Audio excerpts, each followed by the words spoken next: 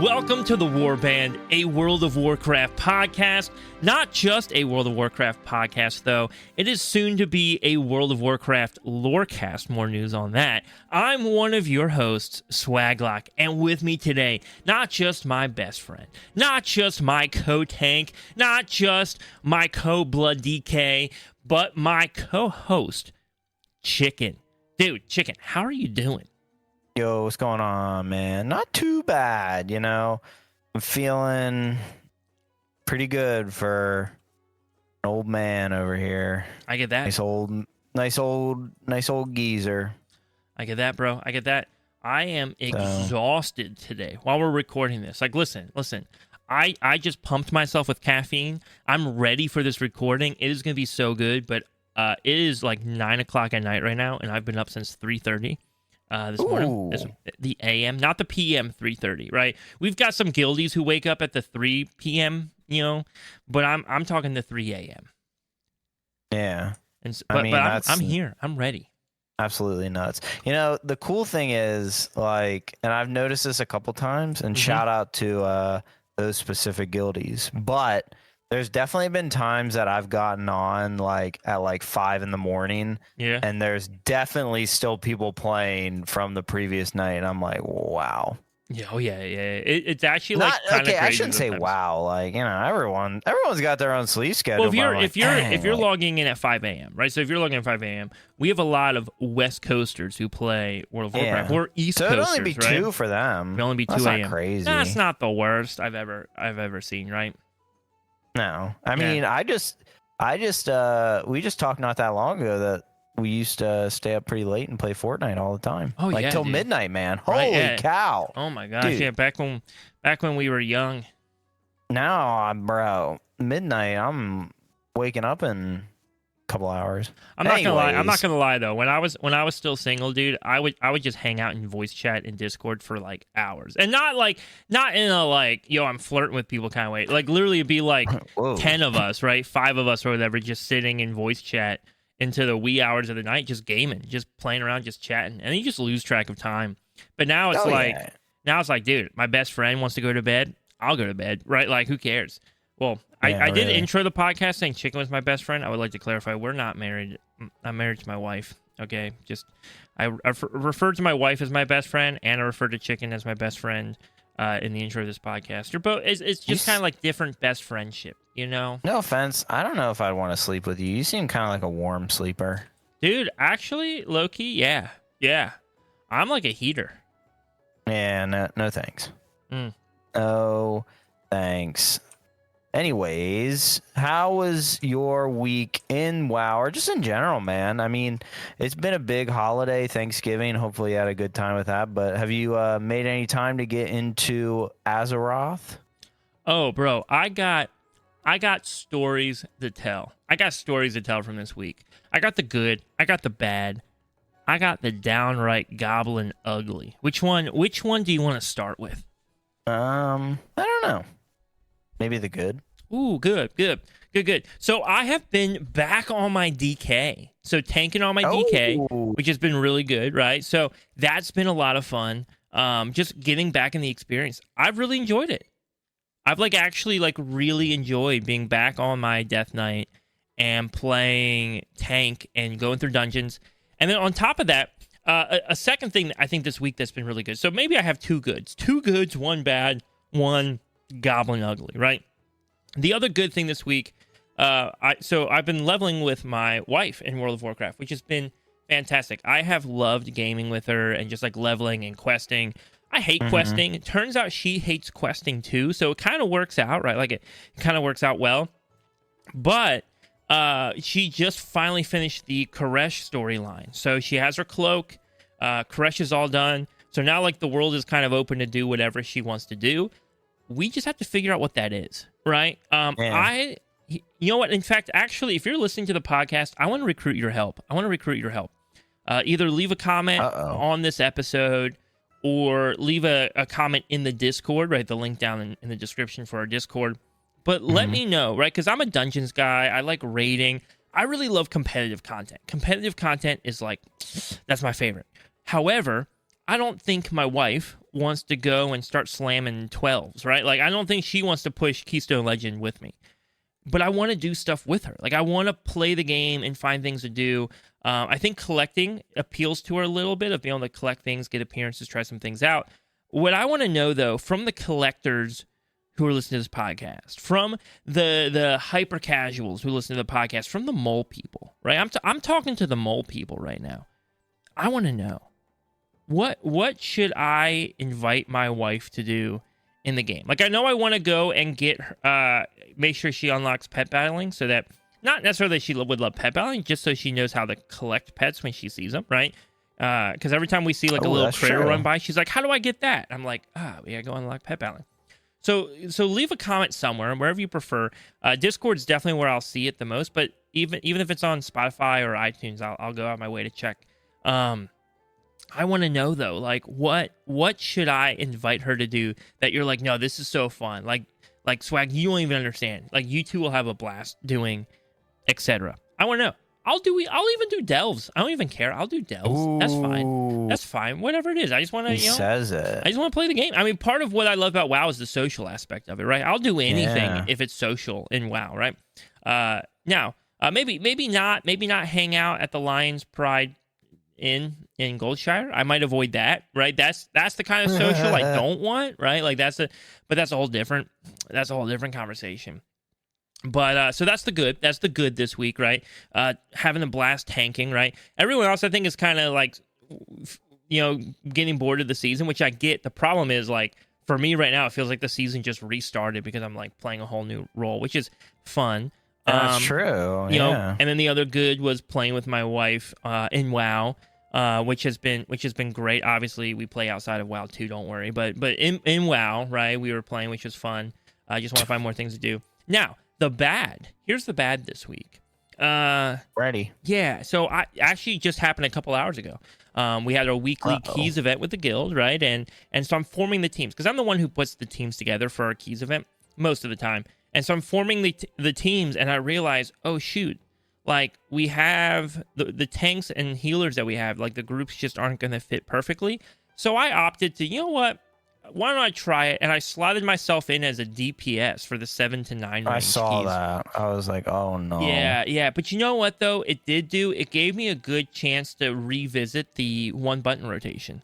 Right? Because I was like, oh, dude, the worst case scenario is I just have to use the one button rotation. Right? Like, that's the worst case scenario. And really the reason why I'm there is because, one, I like the social aspect of doing the event. It's fun, and two, I want to help show up and explain mechanics to people and like help people through a dungeon, even if that means I'm playing a role that I'm just not quite as confident in. But ultimately, it was a good chance to test out the one button rotation.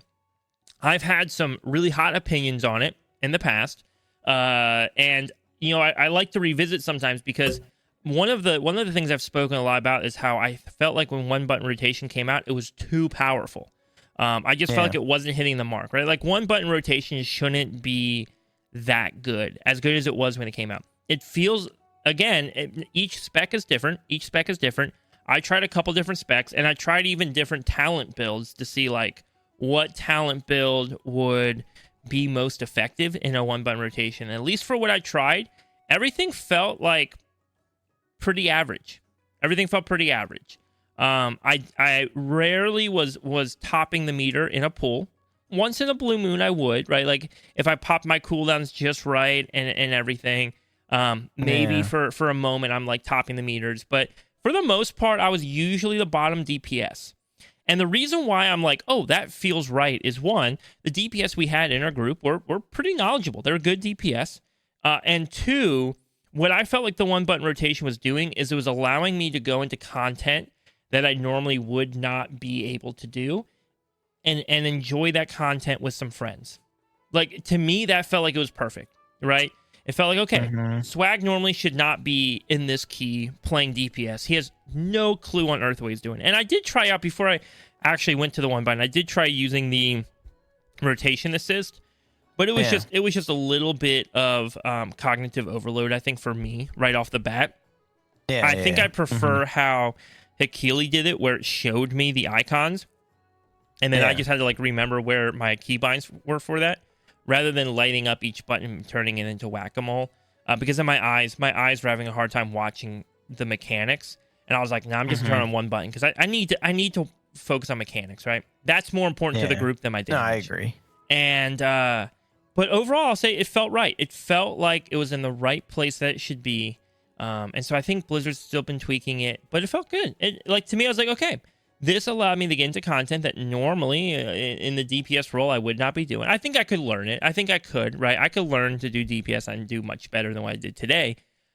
But it allowed me to get in there. And I will say, for sure, shout out to the people in my group, right? We had, and I know a few of them are podcast listeners, right? We had Hoove helping out, and we had Attain helping out, and Zarya was helping out, and definitely I think I was carried. I was carried for sure, but it wasn't like atrocious, right? Sometimes I'm doing tank damage, and then sometimes I'm like second best DPS. So it kind of just depended. But overall, it felt like it was appropriate. So that's kind of the bad. The bad is that I had to get carried today in keys, right? So I had to get carried a little bit. But it was fun. It was still fun. Like I had a good time. It was weird. Now for the ugly this week, I know you've been waiting for this, dude. I bricked a +5 streets. Oh, yeah. Well, I say I bricked, but it was you were in a group that bricked it. I was in a group that bricked it, right? And maybe you could blame on me. I was tanking the run. I was streaming, so I was like on streamer brain. When I'm streaming, it's so hard for me to like also pay attention to everything. I just get so distracted. But it was just like a bunch of weird stuff. And I don't want to put blame on anybody. Like I hesitate to call anyone out because again, it's a +5. Like if you can't be learning mechanics in the +5, where can you learn mechanics, right? So I want to have a lot of grace. Like I want to recognize that a lot of these people are learning. They're learning. And so it's not fair for me to be like, oh, let me put this person on blast on the podcast because they're learning. But and again, it wasn't just like one person. It was kind of like a couple.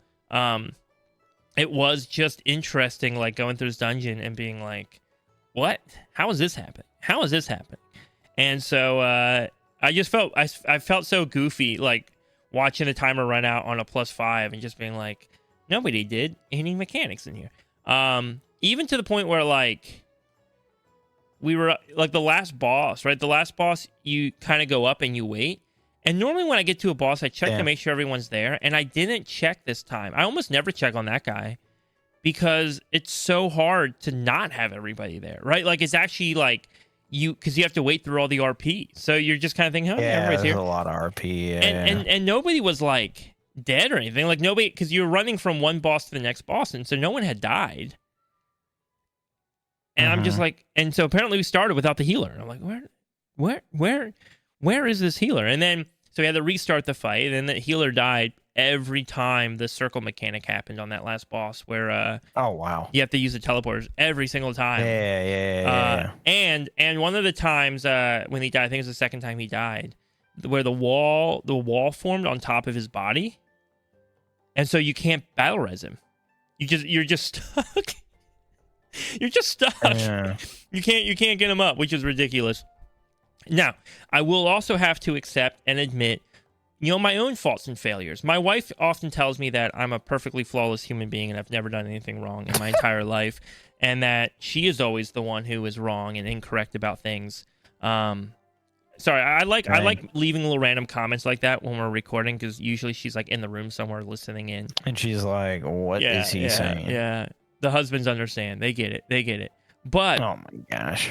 But to admit, my faults in the dungeon, we went into the fourth. How many bosses is that? 5 bosses in that dungeon? That's a lot, right?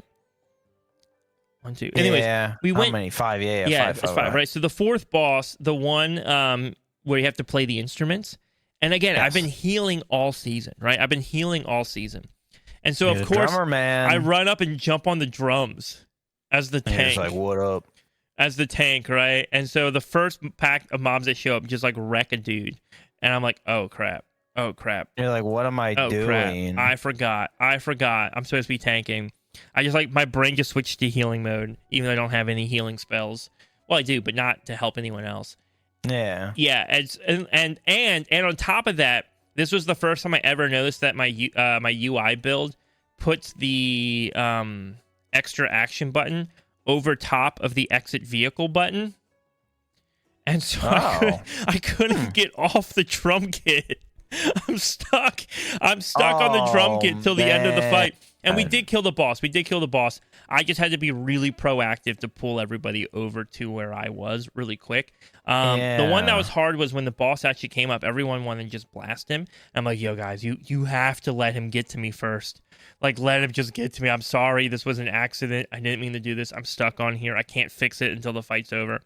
But you best believe as soon as that dungeon was over, I went and edited my UI to fix that problem. And so, yeah. That was a little embarrassing, especially having it be live streamed on Twitch, right? Because on Fridays I try to live stream, usually in the afternoon. I'll live stream on Twitch, and a link in the description. And it was so everybody's like watching Swag brick a 5. Whoops, my beat. They're just like, click out. What is this? This guy has no idea what he's doing. Get out of here. Yeah, get out. So yeah, that was my week. Like, what? That was my week. That's okay though. I mean, it happens to the best of us, right? Absolutely. You know what I mean? Absolutely. Also, I played guitar this morning, and my tone was great. So, guitarists who listen to the podcast, very niche group. But yeah, dude, when your tone is good, it's just a good day. So that's true. I'm riding on cloud 9 right now. It's a good day, right? It is a good day. So. Yo, chat. I saw Chicken this morning, like, walk by in a hallway near where I was, out like the corner of my eye, and I like text him because he was looking fly. Now, granted, I saw him like across the room, right? And so like I didn't get a whole lot of time to take a look at him, but like he had like swagger while he was walking. Like he looked cool. Like he looked like he was a dude on a mission, right? Like it just I don't know, but he wasn't like rushing. He was a dude on a mission who was just like larger than charge. And I like sent in the group chat that we have, and I was like, "Yo, dude.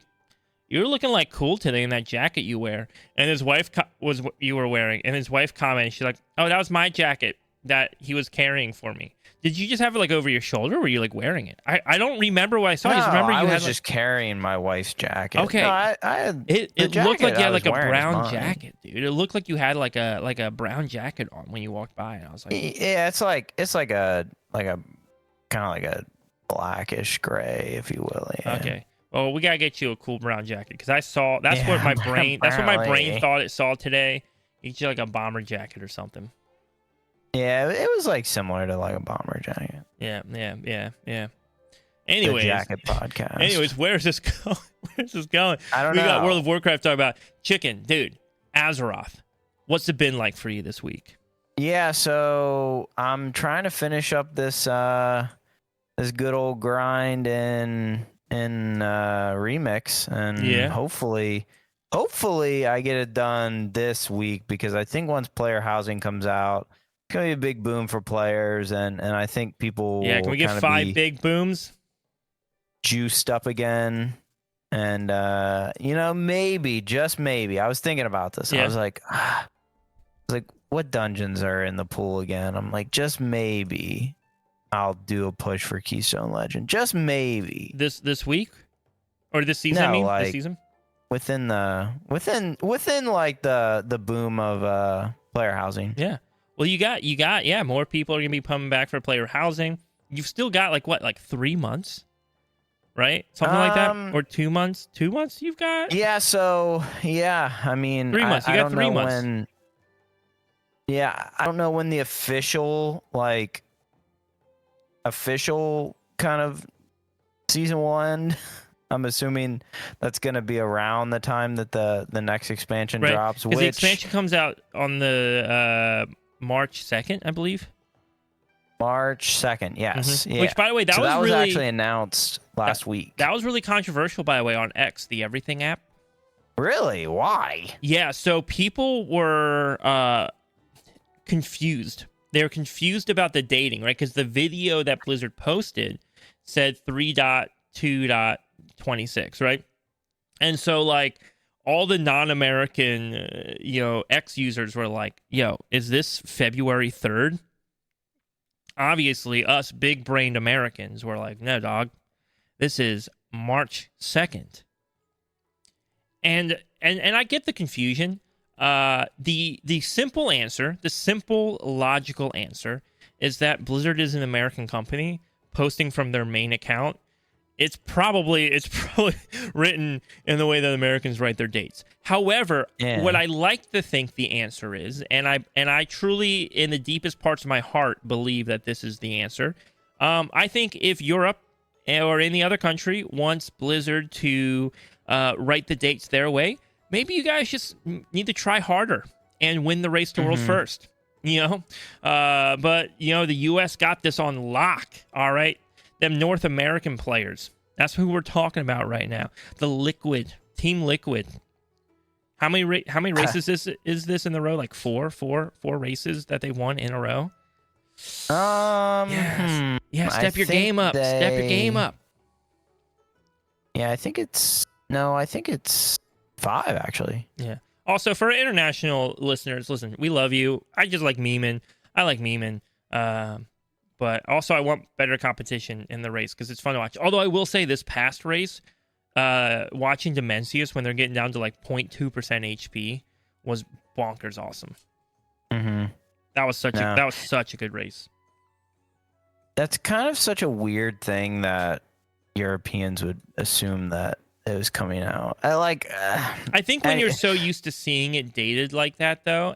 It was just like first initial response of just like, oh, it's coming out in February. That's great. Not like, oh, wait, this is an American-based company. This is definitely not February. This is... So here's the question I have, because we've kind of talked about this before in the podcast, but now that we have an actual date, and we have numbers in front of us, I want to pick your brain and hear your thoughts.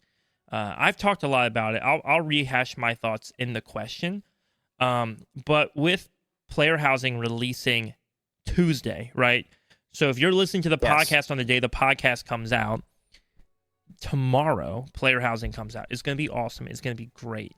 That means, though, that you have 3 months from the release of player housing to the release of Midnight. Now, in the grand scheme of how long the expansion is, 3 months isn't that crazy long, but it still feels really long. And so part of my curiosity and my concern is that Blizzard releasing player housing this early and giving so many ways for players to start collecting stuff for their player housing and building out their player housing.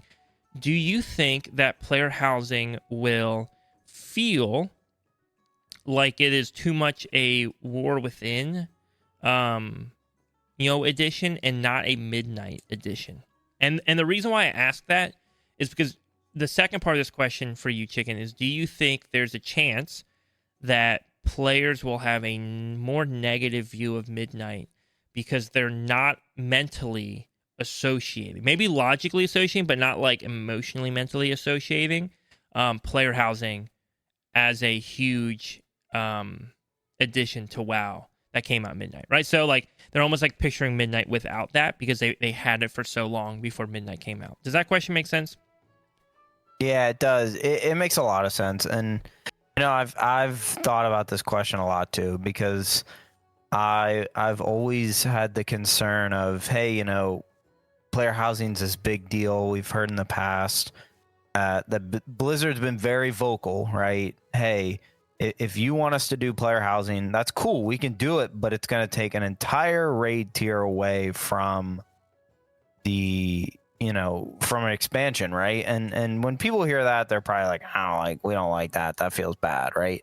Yeah. And I get that, right? Yeah, it probably does feel really bad. So to say that, I'm thinking, okay, that's fine, but how does that relate back to Midnight, right? So if player housing is this Midnight, not necessarily Midnight exclusive thing, but because there's part of me that wants it now, right? Like I want it now, but yeah, just because I want something now, does that mean it's good that I'm getting it now, right? Yeah. So to answer the question, I've always had this thing of like, hey, are we going to be sacrificing actual content in Midnight because player housing is coming out? I don't necessarily think that's going to be the case. I still think it's, Midnight is going to be a great expansion. They're going to have a lot to do, right? But I think there might be some kind of feelings of, hey, yeah, player housing does feel like it's a little bit out of the realm of the expansion, but I think that's in my opinion, I think that's a good thing. Like, I don't think we necessarily want player housing to be associated with an expansion, because then I feel like it just feels a little bad almost. Like, same way with, like, I don't necessarily think that like delves will be associated with the War Within as much, especially if they continue to do them, right? I don't know. I mean, we don't associate M Plus with Legion, right? It came out in Legion, but we associate M Plus every season, right? But when you talk about, like, if you're like, yo, was Legion a good expansion or a bad expansion, right? People are gonna be like, oh, Legion introduced M Plus, right? So like, it was a good expansion. That's a good point. Right off the bat, right? It introduced what is now considered one of like the main cornerstone endgame content elements of WoW, right? And by the way, though, is that, I mean, that's probably what Blizzard wants for delves, right? They want people to look back and be like, was the War Within good? Well, the War Within introduced delves, and people love delves even now, 4 expansions later or something, right? So that's, and I guess that's the question, right? Like, player housing. Now, also, though, to my point, right, like, maybe player housing will be like, hey, 2 years from now, 3 years from now, people are like, oh, was Midnight good? Heck yeah, it introduced player housing. 4 years from now, 5 years from now, right? Right now, maybe 3 months feels like a long time, but maybe in the grand scheme of things, people will just be well aware. No, player housing was a Midnight feature. Part of me just like, I think what I worry, though, is when Midnight, because again, sometimes you don't fully know how to articulate how you feel about something. And part of me is like, what happens when Midnight releases, right? Like, it releases its launch week, and players are like exploring and doing all the quests and doing everything. But would that experience have felt better if that first couple weeks was their first experience with player housing, where it was like, yo, we just got player housing, like, we finished the story quest and got a house, and like, it's epic, this is awesome, this is the greatest thing ever, I'm never leaving my house, right?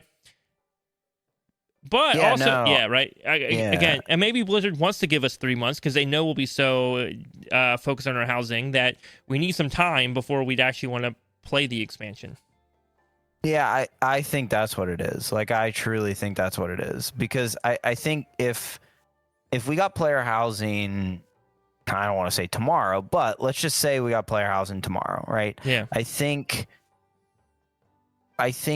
we would spend, we are going to get this tomorrow when this airs. But if we get player housing tomorrow, we spend the next 2 months doing everything with player housing and doing everything, versus old content versus other content, even content in other games, right? It was released that, housing is going to have rewards for other games, which we'll talk about that in a second, which I don't know if you saw the images for them. They look freaking awesome. Yeah, dude, I might play some Overwatch again just because of it. Yeah, right.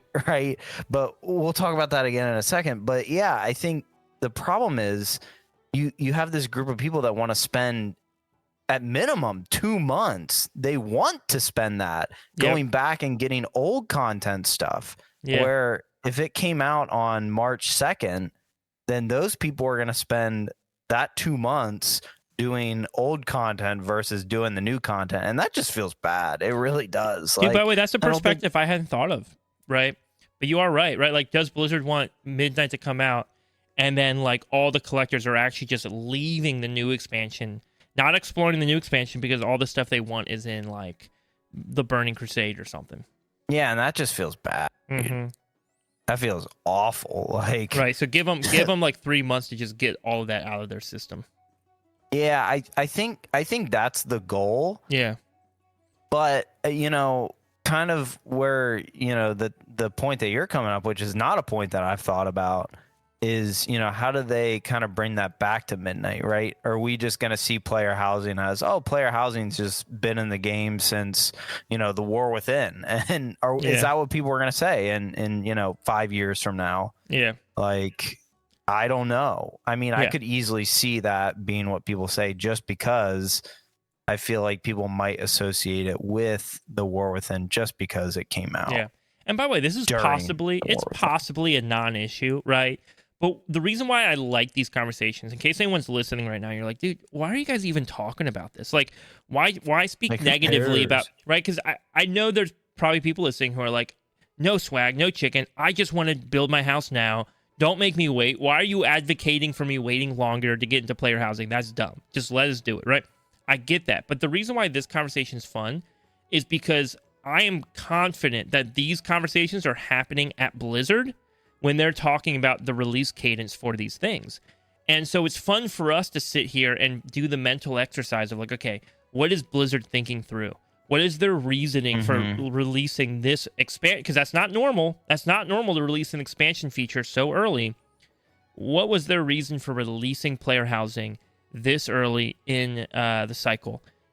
And I think that's fun. I think it's fun to try and get in their head a little bit and understand what are the pros, what are the cons. As a player, I want player housing right now. I want it right now. Oh, yeah. But then there's also part of me that's like, okay, but what's actually good for the health of the game? Not just my enjoyment for this week, but what's good for the health of the game? And how's Blizzard processing that, right? But I think your point is probably that satisfies me. I think that is probably the main reason, in all honesty, that they're releasing it so well. Twofold, actually, twofold. One, it allows people to get all the old world content out of the way for collections, right? Because they can't get any of the Midnight player housing stuff right now because that's still locked away, right? So by the time Midnight comes out, all the stuff people will really want will be Midnight player housing stuff, right? Because they'll have already gotten it. So that's one. Two, I think Blizzard also knows that they don't have any like big extra event set up between, as far as I know, there's no big extra event set up between now and the release of Midnight. It seems like they're all in on getting Midnight done. The War Within is now kind of on the back burner, or at least it appears that way to me. So player housing gives gameplay. It gives gameplay without having to create another event. There was that one game that they said. Remember how they said, "Oh, we're adding another game mode, kind of like Plunderstorm, but it's not a battle royale. It's probably something more akin to like Dead by Daylight." I haven't heard anything more on that, so I think that's probably dead in the water. I feel like they would have announced that by now. Yeah, no, I agree. I think that it's pretty clear that they want people to focus on player housing at this point. Yeah, I mean, again, I'm always down for the extra game modes, right? I think I played more Remix than Retail in the past couple weeks. So that's fair. Dude, I down for on that. stream the other day. I was in hardcore WoW, but we should do like a little hardcore run sometime. Yeah, I mean, I See what was happens. watching you play hardcore for a little bit. And I was like, why is he playing hardcore? And I was like, I mean, I only played it for like 30 minutes. I'm not gonna lie, it was like 30 minutes. I kind of was dungeoned out. I was live streaming. I was just like, I don't want to start another dungeon. I know I have to end soon.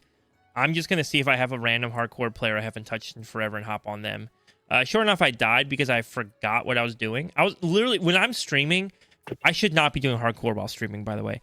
I just get hard streamer brained, and I'll just run up and be like, oh, let me go grab 3 enemies and see what happens. oh, yeah. Yeah, no. But I might go back to classic a little bit. I don't know. Yeah, hardcore is weird because like some people just really enjoy hardcore. I think I was listening to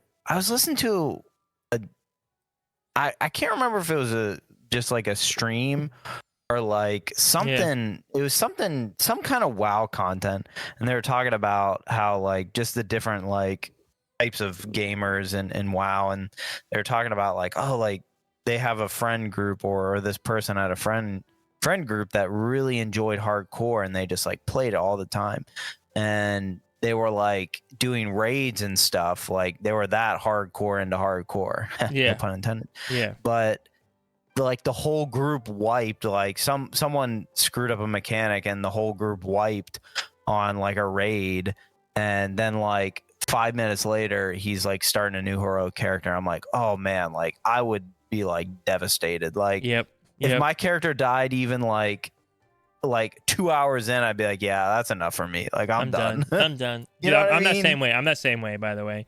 Like I get the itch to play, and then it dies. I'm like, okay, I'm done. I'm done. Yeah, I'm too invested in this character, and I don't want to do the whole like opening quest line again and everything. Yeah, I mean, it just goes to show that there's a lot of different people that play WoW. There's so much variety in this game. And I mean, like you even were talking about it with your wife, like, oh, I'm like trying to figure out what like things she would like. Yeah. Don't try hardcore with her. She'd probably hate it. Probably, but maybe classic, right? Classic is, well, I mean, yeah, that's true. Maybe classic. Here's the thing though about classic, right? Is it's slower, right? So it won't feel as overwhelming. Yeah. Retail feels very overwhelming, especially for somebody who's not a big gamer. To like go in and suddenly have 800 buttons on your action bar. And you have to figure out how to fly all the time, right? Classic being slower is probably a little bit more entry-level friendly. But she does not generally enjoy questing, and Classic is like all quest. With that said, in Classic, it feels like when you're, to me, this is how it feels. Each like little pack of enemies you pull, or each enemy you pull, feels much more like its own individual challenge to overcome, right? And be creative. And you only have like, when you're leveling, you only have like 4 buttons, right? So you're trying to figure out how to use those like 4 or 5 buttons to like do stuff. And each time you level up, you feel that power increase. So that could be more appealing, right? That could be more appealing than right now where it's like questing doesn't feel rewarding. Like there's nothing, it doesn't feel challenging because you're like, oh, I know I'm going to blast everything. It's just like, whatever, right? Put a YouTube video up and blast while you watch, I don't know, clips of The Office. Or, dude, you know what I've been watching a lot lately? Clips from that VR, Marcus the Worm. Have you ever seen those? Marcus the Worm? Ah, dude. Yeah, okay. No. This is so off topic, but I know our listeners are going to love it. There's these, like, I keep getting, like, the shorts and stuff on, like, TikTok and Insta of, like, so it's called Marcus the Worm. It's like a VR skit thing. And it's this person walking around in, like, it's hard to explain. It's like a worm, alien-looking thing with arms and legs. And he just walks around with this like robotic, it's definitely like a text-to-speech sounding kind of voice, but I think they talk and it has like a filter or something. And he just walks around and he's like, Robert. And then he'll like say the most like unhinged, like random off the top of his head, like nonsense. He'll be like, what? He'll be like, Robert, the paint on these walls are scaring me, right? Or something super random. Dude, dude, I know it sounds dumb. Just go look it up. It's hilarious. Anyways, all that to say that that's the kind of crap I like have in the background when I'm like leveling or questing. I'm just like, dude, I don't know. Because you just don't think about it. Like in retail when you're questing, you just don't think about it, right? You just go do the quest while you watch something else. Yeah, I'm like, yeah, I think that's one of the reasons why I've just never really gotten into Classic. It just feels too like, it almost feels like too slow for me. I think if I would have played Classic before retail, then I think I would probably have like a nostalgic love for Classic. Yeah. Right. Yeah. Especially if you like played it when it was current content. Yeah. Oh my goodness. It feels like almost bad. Yeah. Yeah. Absolutely. Where even were we in our we were talking about just general stuff, but we did talk about the release date that got officially announced for March 2nd. They didn't specify. I looked through the article and the release. I didn't actually watch the video, so maybe it actually said in the video, but it didn't actually say. I'm assuming that if you bought the 3-day early access, you get that on what? I guess February 28th or something. So it looks like what they were doing for the 3-day early access is because people were asking like, why are they releasing it on a Monday? I think was the question, right? Because normally the release cadence is a Tuesday. I think the reasoning being is the 3-day early access, and I don't know if I love this reasoning, right? I'm gonna be honest. I don't think I love the reasoning. I think the reasoning being though, is you get Friday, Saturday, Sunday.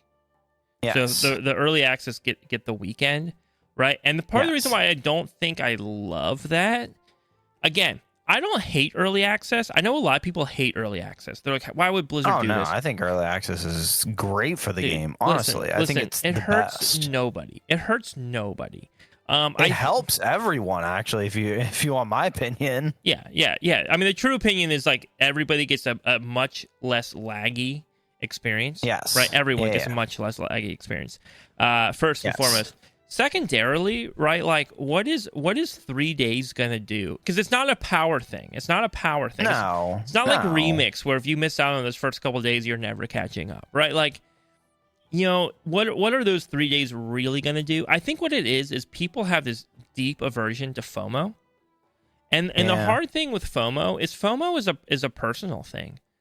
Like you just have to handle that. Like you have, like that is on you to manage that, right? Like to manage those feelings and whatnot. But the reality is it's a great way for Blizzard to continue to recoup costs without having to like try and get us somewhere else or with something else. And I know people are like, well, they also gave us the Bruce War, they gave us this, they gave that. Yeah, I mean, WoW has to make money somehow. And they're not increasing the sub cost, right? So you're kind of in this like weird little balance here. All of that though, I'm getting off course here.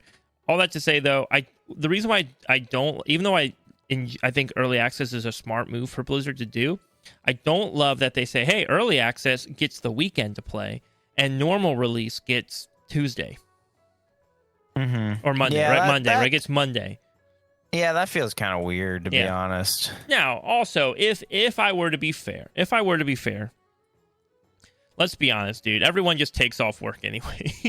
Yeah, I mean, if you care that much about the game and you want to play it, you're just going to take off work. Yeah, I mean, that's what I do. So, I mean, it does. I guess I never looked at it from that aspect where it's kind of crappy, where it's like, oh yeah, like if you buy it early, you get to play it over the weekend, but if you don't, then you got to use vacation time or figure it out, or that does feel kind of like a little scummy, but like at the end of the day, yeah, you're right. If you want to play it that bad, you're going to find a way to play it. Yep. Yeah, because again, I had early access for the War Thin. Dude, there was no advantage that I had other than I just simply got to play it a little bit sooner. Which is fair, dude. Yeah, right. And I think it's fair of Blizzard to say, hey, we'll open the gates up a little bit early if people are willing to spend a little bit more. Right, but again, it's not really giving you anything more other than just the experience. No, just time, really. Yeah. Right, just more time. Mm-hmm. So yeah, I think it benefits the majority of players more than it hurts, just because you get that added advantage of not everyone in the player base is trying to get on at exactly the same time. Yeah, and it's not buggy. They can kind of spend the first couple of days maybe fixing some of those bugs, and it just feels better in my opinion. I am curious. The one thing is not that we did this. I'm also saying we did not do this. I wonder if they came up with a precaution to stop early access players from just farming war mode questers in the opening zone. Yeah, I wonder. From what actually, you know what? From what I played on alpha, it's been a minute because I haven't touched beta. And I think next week we're trying to bring somebody on to talk to us. I'm pretty confident next week we'll have Capo on the podcast to discuss with us the beta experience for dungeons. He has been very extensively going through that and different classes and how things feel. So we'll have him on. But back in alpha, when I did play the intro quest line, I'm pretty sure the whole thing was phased. Like, I'm pretty sure you could, once you're like out of that, once you finish that little intro story up, you couldn't just go back to that, right? So now, does that mean that it just pushes the can down the road a little bit, where like now we'll just go camp another area? Maybe. But I think it alleviates a lot of that issue. right? Because Yeah. that was a problem where I will admit it was me. Me and some guildies were sitting in the dollaring crash zone with war mode on, just like farming horde players. But Gasp. in our defense, they did deserve it. Oh my gosh. That's not a very good defense, dude. dog. Don't play on the dirty horde if you can't handle it, you know. That's pretty good though. I mean, I don't think people are too worried about that. I doubt Blizz is like, okay, like yeah. I don't know. Maybe they are worried about that. I doubt it, but because that would leave a bad taste in the mouths of people who who did not get early access. Now, that comment though I made does bring a point. I'm about to say something that is gross. I'm about to say something that's gross. And I'm saying it because it's logical, but like I'm not really standing behind my words on this. All right, I'm just saying it. Okay. At the end of the day, though, why should Blizzard care what players who don't buy early access think about early access? Right? Like, I mean, and the reason why I say that is, again, now the argument would be, well, they shouldn't hate the game because of it, right? Like if they start losing subscribers because people are leaving because they're not getting early access, okay, I get that, right? But I'm sorry, I'm thinking about specifically in the context of like players sitting there and farming, right? Because at the end of the day, right, the players that Blizzard's probably trying to appeal to are the ones paying for the early access, which again, kind of a scummy thing. I'm kind of being overly logical here, probably a scummy thing to say. And if I would gamble, I am sure outside of the financial team, there are plenty of people working at Blizzard who are like, we want to make sure both have the best experience possible and enjoy this game, right? And love this game. Yeah. So again, scummy comment, but it just came to mind as I was thinking about it, right? Like, I try to think through every angle and every thought. Yeah, no, I think it makes sense. I think there's a line, and I think I think Blizzard is okay crossing that line every once in a while. But at the same time, it's like, hey, like, yeah, obviously, if you're going to spend the money to get this, you know, we're going to cater to you a tiny bit, but we're not going to make you like, overpowered isn't the right word, but you know, you get the essence of what I'm saying. It's not going to be an easier time. Now, I mean, again, we've said a lot of times, like, if this was like Mythic, you know, if season 1 started right on launch day, then yeah, that'd feel really crappy. Yeah. But everyone has that week, or is it 2 weeks actually? I don't know. I always forget. I feel like the start of the expansion was 2 weeks. I think it was 2 weeks, at least 1 week, I think, but maybe 2. But I know what you're talking about, right? That little buffer, right, between when you can actually do like seasonal content. Yeah. Yeah, right. It's just it's kind of like that week is dedicated to questing, to rep farming, to kind of experiencing the world, right? Like they give you a couple weeks where it's like, yo, just experience the world that we've built here before you spend all your time grinding for dungeons and whatnot. And I will say I like that. I do like that they do that because, again, there is something kind of crappy where it's like, yo, I just want to level up and get through this, and I want to experience it, and I don't want to feel like I have to rush through the story, right? I want to be able to just take my time and explore a little bit, and I appreciate that they do that. Yes, no, I do too. Sorry, you caught me mid yawn. Oh no, you're good. When you ended that stuff, sorry. When you mentioned rep grind at week 1, dude, it like gives me chills and like flashbacks to the Dragonflight, the Cobalt. Yeah. Oh my goodness, dude. Oh. That was the first and last time I ever tried to rep grind at the beginning of an expansion. I was like, this is dumb. Man. I hate this. And you know what kills me with rep grinding at the beginning of expansion? Because what happens is you see all the top players doing it, right? They're like, yo, we need to get this item from this renowned faction, right? And so you're like, oh, I need that. That's a great ring. Because at that point, like, what else are you going to do? You're not going to do dungeons. So you're trying to do anything you can to get any little bit of power, right?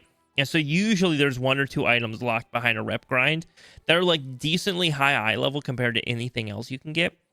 But then I realized yo, I'm not trying to push heroic raid day one. I mean, I did actually at the start of the war within, but that's a whole different story. I'm not trying to push, right, like these dungeons day one, right, like high keys day one. I can just do them, and I'll just get the gear that's better, right? Like, I started realizing, like, I'm putting so much time in to get this one ring, not the Lord of the Rings one ring, just this one random ring off a vendor for renown, and then I'm gonna replace it within like a week once the actual like seasonal content releases, and so that's when I stopped doing that. Yeah, dude, that like, oh my goodness, I get like chills when I think about it. Yeah, dude, I love how I knew exactly what you're talking about, and I don't think either of us have ever discussed how lame that was. Actually, I will say the Cobalt rep grind was at least interesting. Like, what you did was at least interesting. Yeah, it was. Yeah, right. Yeah, it was at least almost like kind of gamey in a way, which was nice with the power ups and random things, which was good. But I just in my brain I was like, that's probably the one thing him and I both kind of rep grinded, because I don't think we rep grind anything in the War Within when that launched. No, not like specifically rep grind. Every once in a while I try to do like little rep grinds, but not like anything not like that. Like that was full-fledged, like I'm logging in all the time and going straight to that stupid thing right under Valdraken and just like killing mobs. Yeah, that was Absolutely. I'd rather do delves, dude. I'd rather do delves. Oh man, that like. I hate to break it to you, bro. I'll probably be in delves the first couple weeks before seasonal content opens. It is what it is. That's true. Listen, That's true. Listen, it's better than nothing. I don't hate delves, right? If I don't got other options, that's what I'll do. But once M Plus opens, then that's where I'll be. Yeah, or you'll be playing Overwatch too, because you can. Have that sweet Zalatath skin. That's true. You get so if you have what Chicken's referencing is if you have the pre-order for player housing, right? Then you will also, I think you have to log in. I think you have to log in. You have to get an achievement. I think you just have to go through like the player housing like beginner's quest basically. And I think it's like it lasts. I believe it's like a limited time thing, so it's not like a forever thing. Yeah. But you can get I know it's like a Hearthstone item. The main one, though, is a Zalatath skin for, what's the character name? Like Sinatra or something. I can never remember her name. But a character. Which is funny because that was like the one I played the most when I played Overwatch. Because I liked her little gun thing. It shot like lasers. Anyways, I'm not a big Overwatch guy. But you can get a Zalatath skin for her, which is kind of cool. So maybe I will. Maybe I will go back into Overwatch. You would not be shocked if you saw me playing Overwatch. I would not be, but that kind of ties back to the original conversation of, and just to sum it up, it seems like WoW, Blizzard, Activision, whoever you want to call them, I think they kind of want to isolate player housing a little bit from Midnight, as well as kind of make it a Midnight kind of thematic thing. Because it's pretty clear that they're like, hey, like, this is a big deal coming to WoW. Like, this is huge. We're going to even promote it by giving you guys, things for other games that you might also like. So I think they're doing a great job kind of promoting it. We'll see what happens on Tuesday and kind of how the first iterations of player housing go. I mean, I'm excited. I'll definitely toy around with it for a week or two. Yeah. I think it'll be really good. I'm looking forward to it. I'm going to spend a lot of time on player housing. I love the depth that you can get into. I love the detail that's going on. It's just cool, dude. Player housing is going to let me be really creative, which will be awesome. I used to love playing Minecraft. One day I'll probably get back into it. I had a generational burnout on Minecraft, and so it's going to take a minute. Maybe if Shayna... If the wife ever asks me to play, maybe then I'll log back in. But all that to say, I will really enjoy building a house and creating something cool because I want to show it off. Like I'm to be the dude who has like his house unlocked, right? Like you can set your exterior property to either let or not let people onto your property, but you can also set your house to let people in or not let people in, right? And so I'll have no problem just being public totally public, wide open. Come walk in. I want you to see what I've been building. And I don't know yet if I'm going to build something serious, like, hey, look, this is a really cool, gorgeous house. Or if I'll be like, yo, I am going to build something crazy and weird. And it's going to be like really cool, but it's not going to be a house. It's going to be like something else. I don't know yet. A Trojan horse. I don't know why that's the first thing I thought of, but yeah, that dude, is you the have first to thing enter that my came to player head. house from the horse's butthole. Oh my gosh. Yeah. Hey, some other WoW news this week. I don't know if you saw, there is actually some big changes to interrupts, and I think we kind of saw this coming and just the philosophy behind it. But they're actually kind of giving out some numbers and things with that, with the beta testing for the M+ dungeons. Mm-hmm. And I think they're kind of crazy, but I'll kind of get some of your opinions on them. So I don't know if you read this article. There's a Wowhead article about it, and they're just kind of breaking down some of the updated cooldowns and a lot of that, because Blizzard's kind of made it pretty aware that, hey, you know, we're going to change a lot of cooldowns and interrupts since we don't have combat add-ons, all that kind of jazz. Mm-hmm. And it just seems like these like random, what they call bolters, you know, and the random, just like, you know, you got ping, ping, ping, ping, and you're just getting bolts and just some random casters. They're going to kind of alleviate some of that stuff, or make it so that it doesn't target one player and it targets the group and kind of spreads damage out. But they were looking at some of the things, and I don't know if you remember anything about Algathar. Yeah. But especially on the tree boss, right?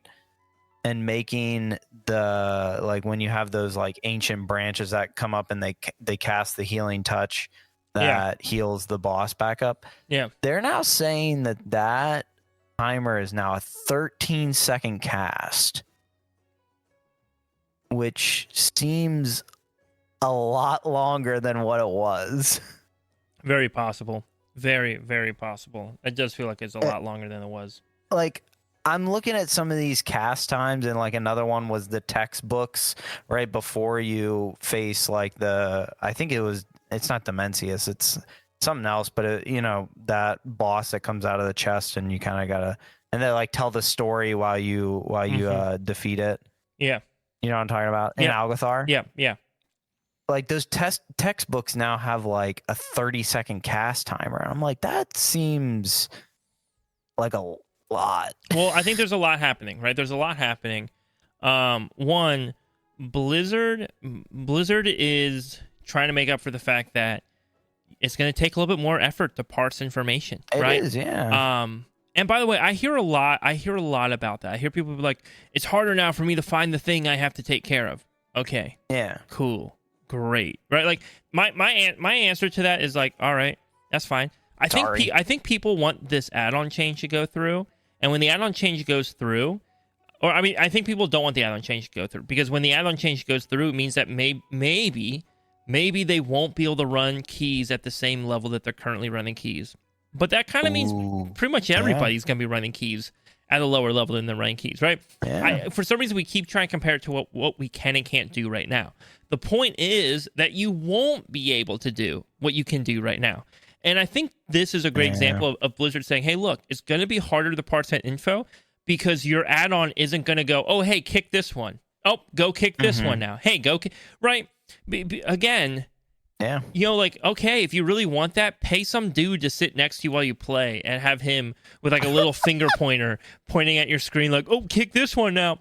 Kick this one, right? Like, you know, again, you're just using a calculator to find out which enemy you're supposed to attack next or kick next, right? Yeah. And Blizzard's saying, look, we get that was the norm. We're getting rid of the ability to do that. Even just changing the nameplate colors, right? People are like, at least let me change the nameplate color so I know what to kick.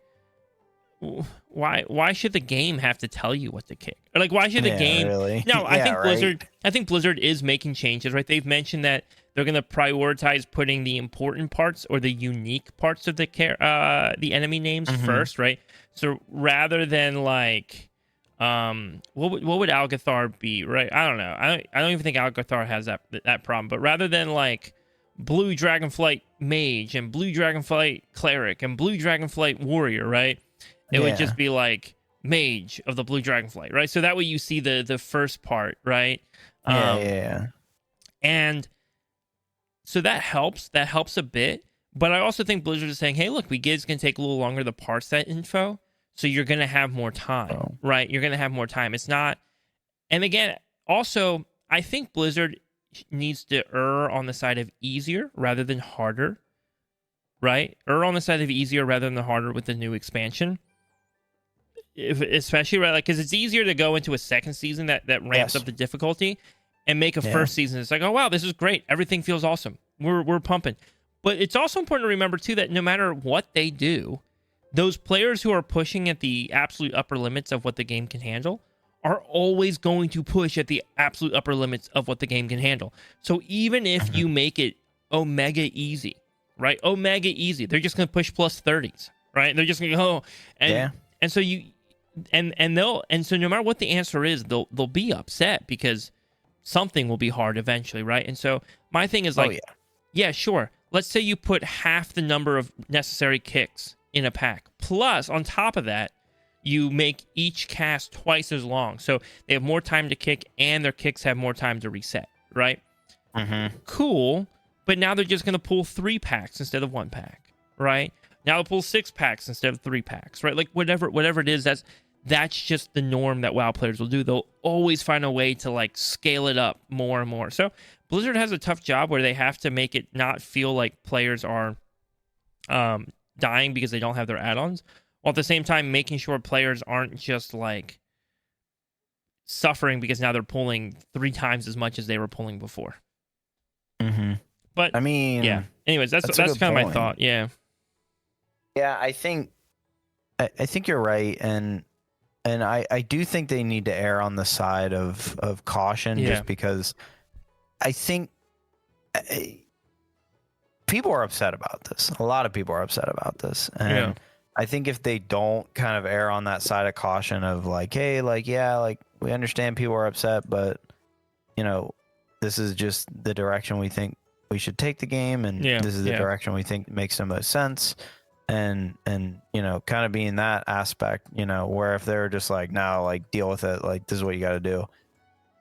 Yeah, that would feel bad. So I think what they're doing makes a lot of sense, and I hope it's easy, you know, with this interrupts, because I mean, I didn't, you know, have any add-ons really that helped me identify interrupts. I think just from a strict player standpoint, I just tried to do my best to make sure I was getting interrupts, right? Yeah, and generally speaking, you and I aren't running in key levels where maybe that is hyper necessary. Yeah, right. Right? Yeah. Like, so there hits a point where, but again, though, if you're hitting a point in the game where you're doing so much that you need add-ons to like find things for you and pull things out and parse that data for you in real time and show that to you, maybe hear me out. And by the way, you know, maybe our guest next week will have a different opinion on this, but maybe you're pushing content that's actually too hard for you, right? Like maybe you're actually pushing further than you should be. And this is just kind of like a reality check. Again, I'm not saying that as like an insulting way. I'm not being like, oh, you're not even that good, you're using add-ons. Trash. No, what I'm saying is these tools have been available. I think if a tool is available, you should use it, right? Like it's the smart move to use it.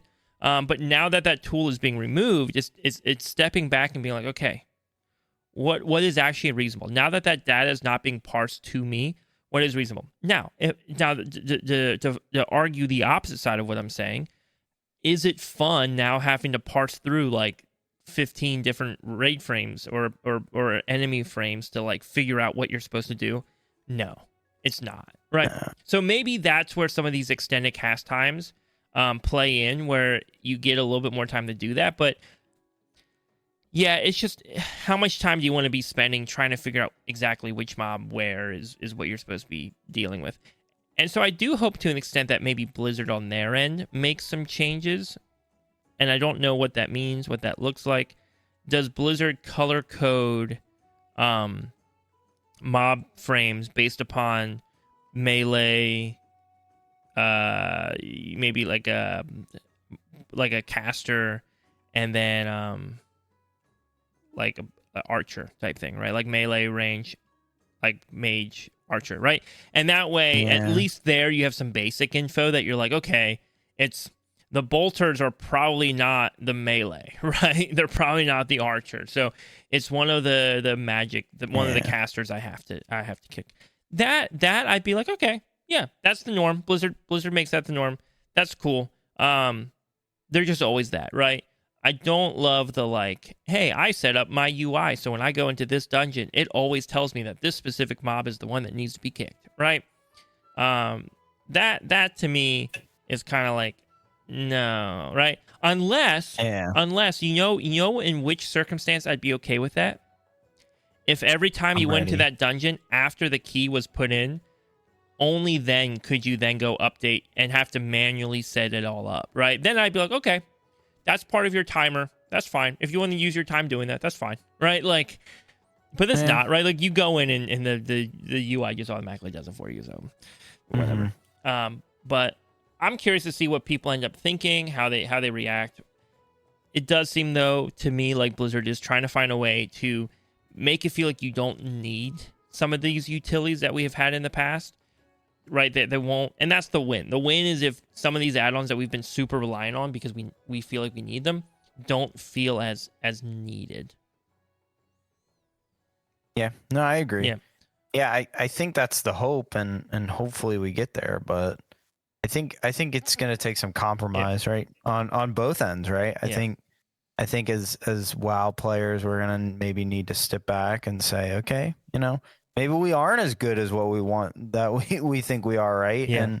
And I think you're right. I think that's going to apply to the few and not the many. I mean, I could be wrong. It could apply to more, but I think for the majority of people, it's going to say, okay, we're increasing the global cooldown rate for interrupts, and we're also making it a little bit harder to track those, right?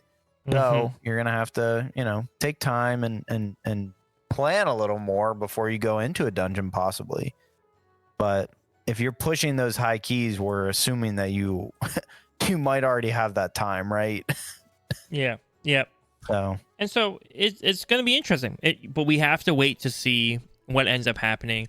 I'm curious next week, right? When we talk with Capo, what will he say, right? Because every time I go on like any social media, any platform, any Discord, well, not Discord, but any public like posting forum, dude, it's just like dooming.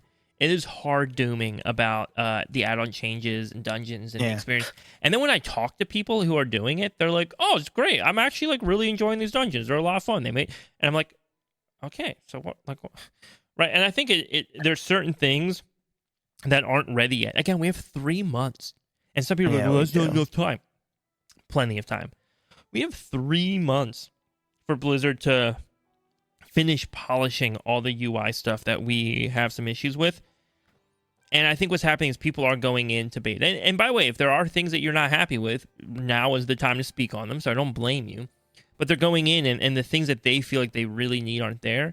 And it's just like hard dooming. And then because people love following their favorite social media influencers, now they're dooming. Right now they're dooming on top of it. And they haven't even gone into the beta yet. They haven't even played the beta yet. But they're dooming because someone they liked is dooming. And so it is fun. It's fun to watch. That is a good point. So yeah, there's a couple little things. It looks like there's a lot of talk about the in-game damage meters. Sounds like there are maybe some content creators that are maybe pushing back on Blizz. I think obviously Blizz, we're still in beta, so obviously there's still a lot to come. They did come out, I think, like last couple days or something, said that they're already making changes. They're already aware. Yes. They knew that they were posting it long before it was done, but that it at least needed to be posted in some form. So so far it's looking good. It looks like the changes are positive. They know, Blizzard knows what's wrong with it, and they're working to fix it. Mm-hmm. Yeah, so I wouldn't worry. I'm not worried too much about that. And the same thing came out with the the transmog stuff, which I'm not surprised about. I think we already kind of assumed that we were gonna see a change in the transmog thing, where it's not gonna cost 100 million gold to get all these transmog slots and all that stuff with the new system. Yeah. So I thought that was pretty obvious that was gonna come. But so we'll transition, and we didn't really address the elephant in the room. Yes, this was a divisible by 5 episode, and we do not have a guest, unfortunately, with the holidays, and things just didn't unfortunately line up the greatest for us. So the goal is hopefully next week we can get Capo on and talk a lot of stuff. And for those who don't know, Capo is one of our earliest guests on the podcast. He's a personal friend of mine, but amazing, like one of the best rogues in the world at this game. Dude is just bonkers crazy good. Title pusher, crazy good. And raids with quite a few names that you guys would be familiar with. So he's an awesome dude. We're excited to get him on. I love the guy. He's fantastic. But speaking of people that we love, we got listener questions coming up in just a moment. But if you want to ever submit your own questions to the podcast, if you're like, Swag, Chicken, I got questions to ask you guys, all you have to do is pop into that Discord link down below, the Swag Warband Discord link, and go to the Pod Questions channel and plop your questions in there. Of course, if you're a Patreon supporter, you can get priority questions, where we prefer to answer our Patreon questions first because you guys are helping support the podcast. You give us the funding to keep this hosted online, and we appreciate that so much. If you want to help support the Warband through our Patreon, there is a link down in the description. Go check that out. Now, other things to check out as well would be our Zygor link. That's right. We are sponsored by Zygor, sort of. It's an affiliate link. We'll take that. But if you use the Zygor link to sign up for Zygor, it helps us out. And there is a discount code for 20% off if you use code SWAGLOCK. Zygor is a guide add-on for World of Warcraft that helps you out with leveling, whether it's retail, classic, any form of classic, gold making, professions, whatever it is that you want to just like improve in terms of just like growing your character strength. Zygor is absolutely fantastic for that. You can check it out with the link below. And of course, what is the Warband podcast without a shout out to our favorite guild, Astra? If you're looking for a guild to join, somewhere social, somewhere fun, but also gives you the opportunity to grow as a player, to learn how to raid or do dungeons or just build some friendships, come join Astra. Jump into, again, the Swag Warband Discord, and when you're in there, you can ask for an invite to Astra, and we'll get you in there. Astra is not a podcast guild. It just happens to be a guild that the hosts of this podcast are in, and we appreciate them so much and love just being able to share about this guild that we are a part of. But now it is time for some awesome listener questions. The first one coming in from Johnny Tips, which, by the way, when I was running dungeons today, somebody mentioned Johnny in the dungeons back from when we used to do Twitch viewer raids, right? We would raid with podcast listeners and people from my YouTube channel, stuff like that. Yeah. And they mentioned Johnny, and I was, but my brain was on the raids, right? I was thinking about the raids. I was like, oh yeah, dude, I love Johnny. I wonder, like, I haven't seen him in a minute. Thinking again about the raids, because I haven't hosted one of those raids in a while, and my Twitch stream times are different than they used to be. And then as soon as like I left that dungeon and jumped out of VC, I quickly remembered that Johnny submits questions all the time to the podcast, and I don't know why that didn't like come to my brain first. But dude, I always love his question. So we got one actually specifically for you, Chicken. So, Chicken. Yeah, I saw that. What was your favorite Christmas present growing up, and what was your favorite gift you've gotten / made for someone else at any point in life? Ooh, a specific question for Chicken. I feel bad being left out, but it's okay. Oh, you can answer it too. No. A good Christmas gift. No, you can answer this in a second too, but I'll give you the second to think about it because I've been thinking about this. Mm-hmm. Yeah, it's kind of weird, and this isn't WoW related at all. But I mean, that's not a bad thing. If you guys have non-WoW related questions, we don't mind throwing one of those in every once in a while, right? Mm-mm. Yeah, I think this sounds weird, but I think one of the best Christmas gifts I've ever gotten was when I was a kid. And this sounds like so dumb, but I was extremely hyped for the Wii, actually. I was like, I love the Wii. And I had one for a long time. Yeah. But for some reason, like the disk drive and it broke. And like for a long time, I was like, oh, like I got to save up money. Like I was like, even to that Christmas, like I was thinking like, oh, like I got to figure out what money I need to get. Like I was like, oh, like I'll do this and that. And like, I'll get money from this. And like, cause it broke around Christmas time. Yeah. And I was like, oh, I have a little bit of birthday money. Like maybe I'll go mow a lawn or something. Like totally oblivious to the fact that like, I don't know, hey, maybe my mom and brother were just going to go out and buy me one anyways for Christmas. And I was like, oh my goodness. Like I was so shocked. I was like, oh, like I got this Wii, like I had a Wii, but it broke and now I got another one. And I was so happy. And I was like, dang, like that low key, that sounds like such a dud Christmas gift, but that is probably one of the best. Like, because there's such a surprise element to it. I was like, oh, I had like no idea that I was gonna get this thing. That makes sense. So, dude, mine's got to be a gaming one too, probably. I've had some cool gifts over the years. I think two of my favorites. These are two of my favorites. Maybe it's three. Might be three. I think. I'm trying to remember. I can't remember. I think it. Oh gosh, I don't remember if this was my birthday or Christmas, to be honest with you. And I'm blanking right now, but you and Spell, I think a couple of the guild members chipped in to get me it was my birthday. Okay, get me a Switch. That one doesn't count. That one doesn't count as birthday. I do like that. I loved right, our guild master, and Chicken, and a couple other guildies chipped in to get me a Switch, which was awesome. I love that. But the other two, they're gaming ones. Right after I had gotten divorced years ago, it was the Christmas right after I got divorced, which is tough, right? Like I got divorced shortly, like I think it was like the week before Thanksgiving, right? It was like the week before Thanksgiving I got divorced, and it was just rough, right? Like it's rough going right into holidays suddenly alone. And my brother got me an Oculus because he had got me for Secret Santa, but our Secret Santa budget's like $50, right? And he got me like an Oculus Quest. Like a VR headset, and definitely much more than $50, right? For sure, more than $50. And it was just like so meaningful because it was like, I don't know. I was going into Christmas being like, nobody's thinking about me, right? Like nobody's thinking about me, right? Like whatever. And so that was like, I love that thing because of that.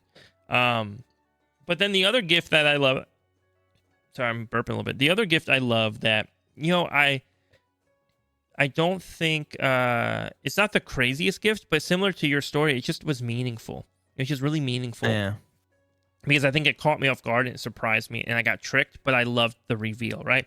So I went to Toys R Us with my mom and my grandmother when I was a kid, and we get there, and my grandmother's like, "Hey, I'm looking for a gift for your cousin. I want to help find your cousin Kevin a gift. Can you help me pick something out?" And so I'm like, "Sure." And we're looking at the video games, and I was like, this is a Game Boy Advance, right? It's like the new Game Boy coming out. These are really cool, and these are some games that are really good for it, right? Like I was helping pick them out, and I was a little sad. I was like, I wish I could get a Game Boy Advance, right? Yeah, right. I have a Game Boy Pocket, right? Sometimes I steal my brother's Game Boy Color and can play in color, right? But whatever, it's fine, right? And so then Christmas comes around, and I start opening my gifts, and I get a couple Game Boy Advance games. I opened up 2 Game Boy Advance games back to back, and the first one I pretend to be really excited. I'm like, oh, this is awesome, this game is so cool. And the second one I open up and it's another Game Boy Advance game, and I'm like, this is really cool, but the truth is I don't actually have a Game Boy Advance. These games are awesome and these are really good games. I don't have the Game Boy to play it, right? I just remember being so sad, because I didn't want to disappoint my parents, right? I didn't want them to feel like they got me the wrong thing, or my grandmother got me the wrong thing. And my brain wasn't, smart enough at the time to detect, wait a second. I remember being there, right? And so then they hand me another one, like, oh, we're like, and they feign sorrow. They're like, oh, we're so sorry. Like, we didn't realize, like, here's something that's not a Game Boy Advance game, right? And so I was like, oh, at least there's something here. Maybe this will be a nice little gift. And I open up, and sure enough, you can predict the story. It's the Game Boy Advance, right? And I was just like, my little 12-year-old brain, or however old I was at the time, was like blown, right? And then, of course, from that point forward, Pokemon Ruby was my obsession, and I just played that nonstop. Oh, dang. All the time. Nonstop. That's probably fair. I played the heck out of that game. So, yeah, that's my answer. And then to wrap up the podcast, we got a question from Travo. Here's the thing. We can't take too long because we're recording late, and the wife's got work in the morning. So we're gonna try and get this one done pretty quick, but it's actually a really interesting question. And so Travo asked, Travo's in our guild. He's a member of our guild. And he said, with Astra's raid roster being very full for the upcoming raid season, is there any truth to the rumor of a second raid team for Midnight? And what are your thoughts on 10-man raids? So I think this one's mostly a me question. As an officer, I kind of have some insight. So again, our guild has a lot of people right now interested in raiding with us next season, and that is an active conversation that's going on. I want to be careful how I tread on this, because I think I have opinions that differ from our raid leaders' opinions on what is healthy or good for the raid team. With that said, our raid leader Lex does an excellent job leading a raid team. We have a wonderful team. It is a fun experience. It is an awesome time. And so this is my podcast. This is where I share my opinions on anything you guys want me to share opinions on. But I want to clarify that even if my opinion on something differs from our raid leader, Lex, that at the end of the day, I defer to his call, right? Like, I defer to what he calls. And I just want to make that clear, right? Because that's important. That's important. I don't ever want to use this as an opportunity to undermine the decisions of the people that are around me. So with that said, at the moment, I don't think there is any plan for a second raid team yet. And the reason why I say yet is because this is kind of newer territory for us. We've consistently started seasons where it looks like we were going to have a few too many people, but it was like, we max out at 30 and we have 32 signed up. What do we do? Right. And that's pretty easy to manage. Right now, I think we have 47 signed up. And that's a little harder. That's a little harder to manage. So I think between now and the start, I would say between now and the next month, we're going to probably wrestle with that question a little bit. And I think we'll talk it through. I think the trouble that you run into, though, is it's a dangerous spot to be in. It's a dangerous spot to be in because, one, the growth of your guild is often very dependent upon what the raid team can handle, right? Because people want to raid. That's an exciting part of the game. Yeah. That's an exciting part of the game. However, the flip side is also true, that you can get a little too ambitious with that and actually like kill the guild. Our raid leader Lex says for sure, and I want to make sure this is like abundantly clear. He has seen and been a part of guilds that fell apart because they try to run multiple raid teams, right? And by doing that, you create this unhealthy competition in your guild. And if you don't handle it right, like if you don't handle it just right, it can just crush your guild. With that said, if the decision were my decision, and I'm not saying I'm making the right call, okay? I'm not saying I'm making the right call. This is a purely hypothetical.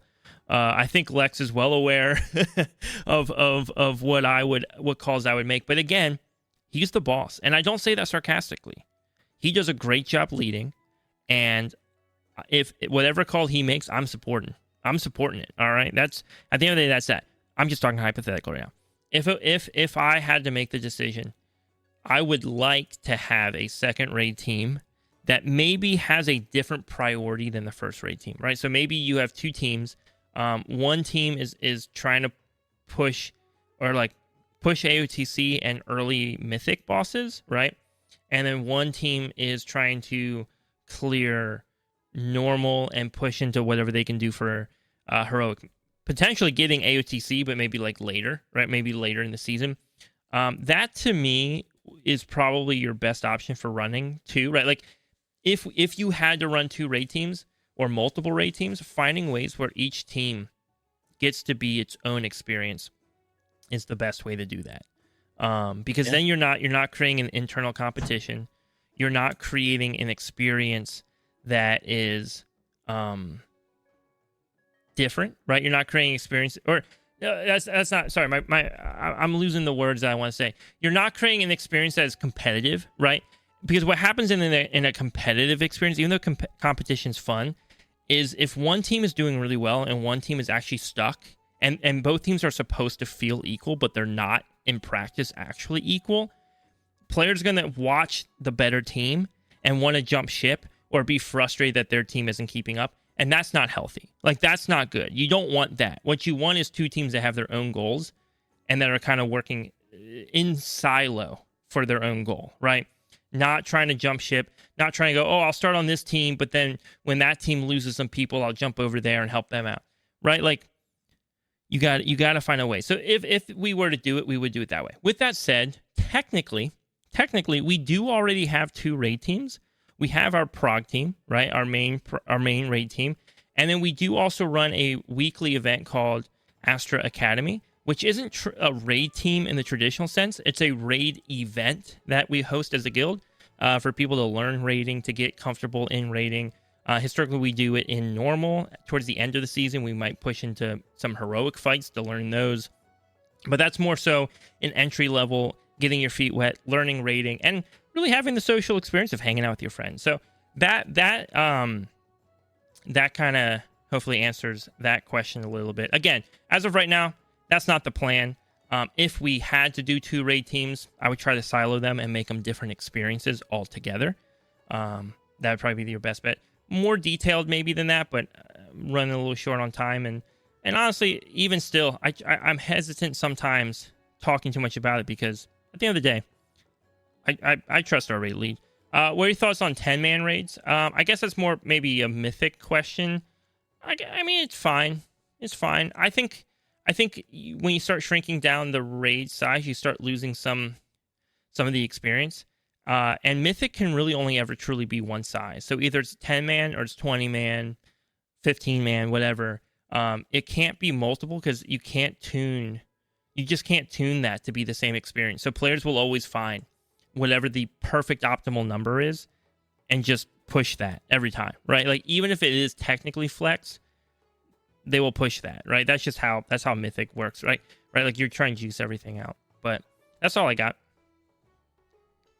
And that's all we got because we're out of time. We're out of time. Everyone, have a good rest of your day, and we will be back next week. And start decorating your house. Already did.